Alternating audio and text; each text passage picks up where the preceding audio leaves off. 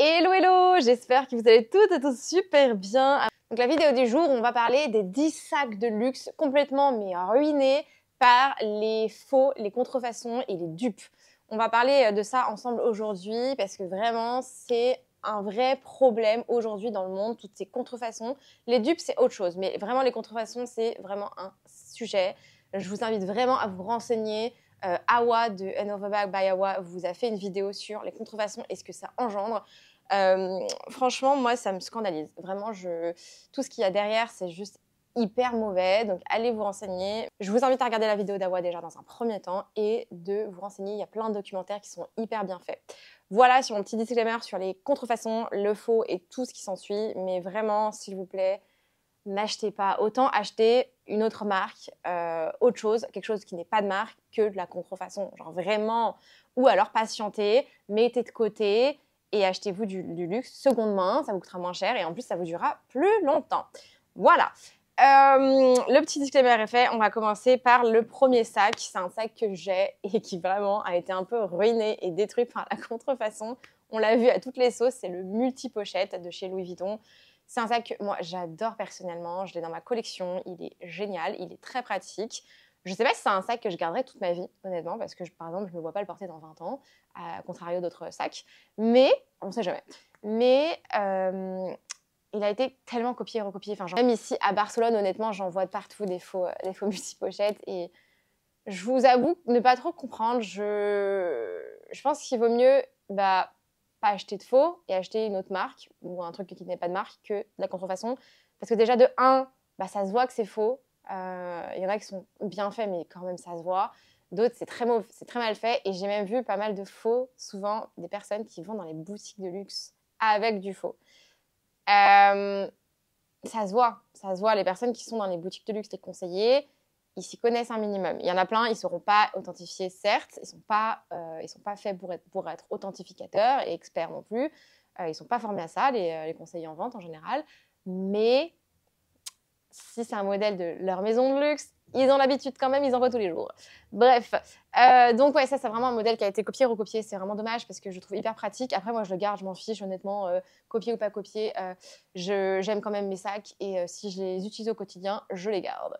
Je ne sais pas ce que vous en pensez. Vous me direz s'il y a des modèles que vous auriez rajoutés dans la liste ou pas, d'autres que vous auriez enlevés, au contraire. On n'a peut-être pas les mêmes stylés. Ensuite, un sac aussi qui a été vraiment pas mal entaché par toute cette contrefaçon, c'est le sac classique Chanel Timeless. Donc le classique de chez Chanel, tout simplement. Celui-là, pareil, il a été copié, recopié à fond les ballons. Énorme souci de faux sur ces sacs-là, surtout qu'ils coûtent de plus en plus cher, donc il y a de plus en plus d'argent à se faire. Donc, il y en a de plus en plus en circulation, pardon. Et puis, c'est des sacs très haut de gamme, donc forcément, les personnes qui achètent du faux ont envie d'avoir le même. Effectivement, c'est de moins en moins accessible en plus. Donc, ça devient compliqué. De toute manière, plus les sacs vont être chers, plus il y aura de contrefaçon et de personnes qui veulent l'acheter en contrefaçon parce que les prix augmentent et deviennent inaccessibles. Et c'est vraiment aussi ce souci-là. Ensuite, le Métis de chez Vuitton. Pareil, il a été quand même pas mal copié, celui-là. Franchement, j'en ai vu pas mal. Il y en a même, j'en ai vu, il n'existe même pas chez Vuitton. C'est vrai que c'est un vrai souci. C'est un sac que j'ai également. Les trois premiers, je les ai. Et je les adore, mais c'est vrai que des fois, certains Vuitton, j'ai du mal à les mettre parce que je sais qu'il y a tellement de contrefaçons, genre le multi-pochette, c'est vrai que... Après, je m'en fous, moi je sais que le mien c'est un vrai, et dans tous les cas, ça change rien, mais c'est vrai que c'est relou de se dire, il y a tellement de contrefaçons dehors de ces sacs, Mais bon, sachant que le Métis, moi j'aime beaucoup, je trouve que c'est un bon sac qui a une bonne contenance, honnêtement. Ensuite, on va parler du Birkin. Alors là, je crois que lui, il a presque la palme d'or. Enfin non, c'est quand même c'est les Vuitton quand même. Mais le Birkin, pareil, contrefait. Et il y a même des histoires de personnes qui sont très fortunées, qui vont s'acheter un faux sac Hermès, qui vont le faire sur mesure, qui va leur coûter aussi cher, 8-10 000 euros le sac, parce que c'est un très bon cuir, etc. C'est très bien fait également. C'est de la contrefaçon, on va dire, un peu plus propre, je mets bien les guillemets, parce que c'est pas fait dans des conditions hardcore, mais ça reste de la contrefaçon parce que ces personnes-là n'arrivent pas à mettre la main sur un vrai Birkin et n'ont pas envie de payer 30 000 euros pour le même sac.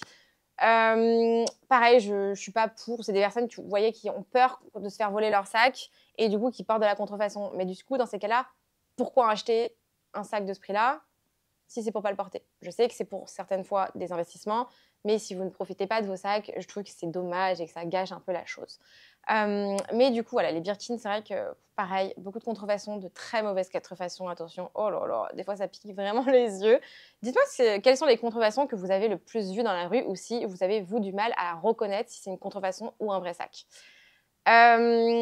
Ensuite, alors là, celui-là, pareil, hein, je crois que c'est un des plus fake, le BookTot de chez Dior. I know, oui, oui, oui. C'est un sac que j'ai eu, que j'ai vendu parce que j'ai un autre sac qui est arrivé qui n'était pas prévu et je sais que c'est un sac que je peux trouver hyper facilement si je veux le racheter. Je peux le retrouver, c'est un classique, le BookTot. Et du coup, qui dit classique et dit vendu en je ne sais pas combien d'exemplaires, dit faux. Voilà, plus vous allez avoir des modèles un peu étonnants, édition limitée, etc., moins il y aura de faux sur ces sacs-là. Plus c'est des modèles classiques, plus ils vont les copier parce qu'il y en a de partout et c'est facile à avoir. Donc, ils peuvent se les procurer et les recopier. Voilà, et les contrefaire. Mais du coup, ouais, le BookTot, celui-là, pareil, à toutes les sauces. Franchement, celui-là, à Barcelone, je le vois tellement souvent en faux, c'est un truc de dingue. Et ça se voit beaucoup. Franchement, ça se voit, la qualité, les motifs, tout. Enfin, il y en a qui n'existent même pas. Enfin, la taille aussi, les poignées. Enfin, je me demande vraiment. Et puis, la clarté, la netteté du tissu et tout. Enfin, il y en a, je me demande, peut-être que vous avez déjà acheté de la contrefaçon. Pourquoi, du coup, qu'est-ce qui vous a motivé honnêtement? Parce qu'il y en a vraiment, par exemple, là dans la rue à Barcelone, vous avez beaucoup de personnes qui vendent du faux, vous savez, par terre, là, sur les draps.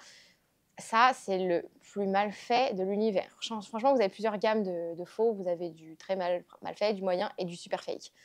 Les super fake, franchement, j'en ai vu déjà des quand même très bien faits.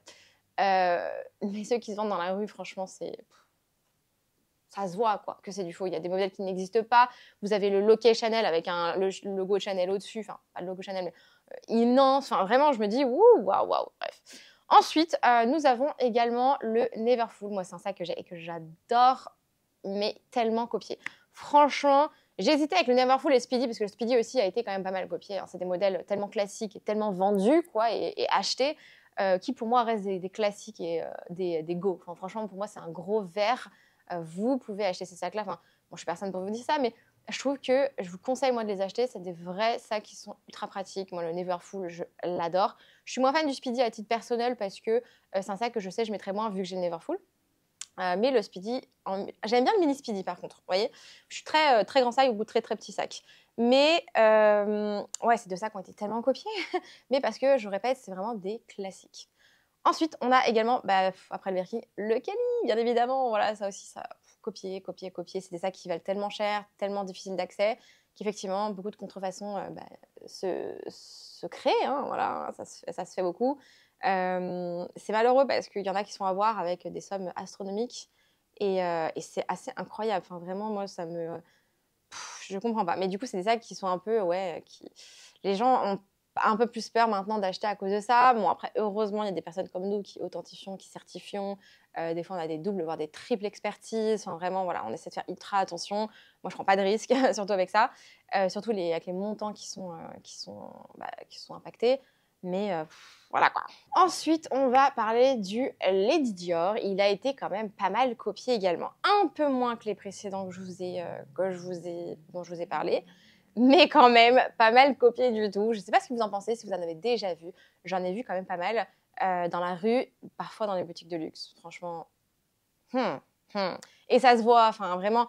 Une fois, je connais une des responsables chez Dior à Barcelone, que j'avais rencontrée avant qu'elle bosse chez Dior, d'ailleurs, trop marrant. Bref, et un jour, donc, je discute avec elle et tout. J'étais en boutique, elle me montre 2-3 trucs. Et là, il y a une nana qui rentre avec un BookTot. Fake. La nana d'à côté, une copine à elle ou je sais pas, Lady Dior, fake. Mais genre vraiment, c'était très mal fait. Vraiment, je vous jure, j'aurais dû prendre une photo parce que c'était très, très, très, très, très, très mal fait. Ça se voyait vraiment fort. Même une personne qui n'est pas très experte, pas du tout, peut le remarquer, vraiment. Et tous les essais Dior, je les voyais, ils étaient là en mode, ah, t'as vu. Enfin, ils regardaient et voilà, ça donne une très mauvaise image de vous. Franchement, je vous invite pas à aller en magasin si vous avez des contrefaçons avec. Enfin, vraiment, ça se remarque, ça donne une très mauvaise image de vous et voilà, ils se disent, on va pas lui vendre un sac si elle achète des contrefaçons. Enfin, ils aiment pas trop ça. Et les boutiques, forcément, n'aiment pas trop ça parce qu'effectivement, c'est pas top. Donc, vraiment, c'est un conseil si vous avez des contrefaçons. c'est trop tard, c'est acheté. Moi, je suis pas pour du tout, mais n'allez pas en boutique avec, s'il vous plaît. Genre vraiment, n'allez pas en boutique avec, ça se voit. Ensuite, on a le Prada réédition. Alors celui-là, pareil, il y a un moment, il était mais archi tendance. On le voyait partout. Moi, je l'aime beaucoup. Hein. Franchement, je l'adore, ce petit sac. De plus en plus, alors qu'avant, je n'étais pas ultra fan. Mais je crois que maintenant, j'aime bien. Mais du coup, pareil, il a été beaucoup contrefait. Là, je trouve que j'en vois moins, honnêtement, qu'à une période. Mais à Paris, j'en ai vu beaucoup quand même. Quand je vivais encore à Paris, waouh. Il y en avait beaucoup. Et ouais, c'est des sacs, forcément, ils sont un peu faciles d'accès. Très vendus. En général, les personnes qui font de la contrefaçon targetent vraiment les modèles les plus classiques, les plus vendus. Hein. C'est pas compliqué. Et enfin, je voulais vous parler du Gucci Marmont. Là, pareil, un modèle qui s'est vendu, mais survendu. Un modèle qui a cartonné, qui n'est plus trop tendance maintenant, mais du coup, forcément, beaucoup de contrefaçon. Donc là, comme vous pouvez le voir, c'est vraiment des modèles, des gros modèles qui ont été beaucoup vendus, des modèles qui ont bien marché, qui sont toujours d'actualité, des classiques de chaque maison. C'est les modèles les plus contrefaits en général. Et je trouve que ça a vraiment un peu ruiné certains sacs. Il y a des personnes qui ne veulent plus acheter ces sacs-là parce qu'il y a trop de contrefaçon. Et j'en connais beaucoup. Dites-moi d'ailleurs en commentaire si c'est le cas pour vous. Moi, personnellement, je m'en fiche. Enfin, voilà, moi, un sac, je l'aime. Je l'achète, je le porte en fait. Voilà, c'est vraiment, je m'en fiche que les autres pensent, que les autres, et ainsi de suite. Mais c'est que mon avis perso, je sais qu'il y en a, ça les dérange et je peux comprendre, franchement, je peux comprendre. Voilà, du coup, pour cette vidéo, j'espère que ça vous a plu. N'hésitez pas à vous abonner et à commenter. Dites-moi en commentaire vraiment ce que vous pensez de cette liste, si vous auriez rajouté des modèles ou certains sacs, vous ne les aurez pas mis dans la liste. Si vous avez déjà acheté de la contrefaçon et qu'est-ce qui vous a motivé. Si aujourd'hui, vous avez peut-être changé d'avis sur ça, si vous êtes contre maintenant aujourd'hui ou au contraire, si vous êtes pour. Je suis hyper intéressée d'échanger et de débattre sur ce sujet-là. Franchement, ça m'intéresse d'avoir les pourquoi, comment et tout. Donc voilà, n'hésitez pas à commenter. Et puis écoutez, je vous retrouve pour une nouvelle vidéo très bientôt. Bisous, bye!